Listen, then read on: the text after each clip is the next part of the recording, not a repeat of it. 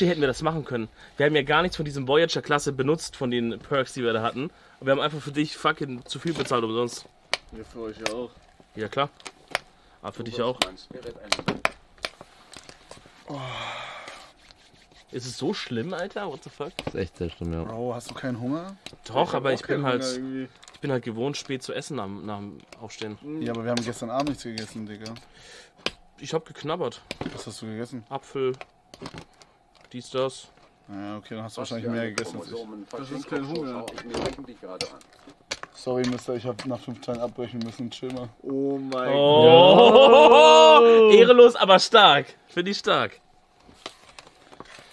Okay, ich würde dann schon mal langsam den Grill anmachen, oder? Ach nee, ist es schon im Küchen gewesen, nee, ne? Der zieht jetzt durch. Also Aber ab jetzt. Wir können danach einkaufen gehen kurz, da Wasser holen. Was und wollen wir sowas. holen? Wasser. Zum Trinken. Okay. Ja, wir haben Nee, jetzt lass duschen gehen. wir haben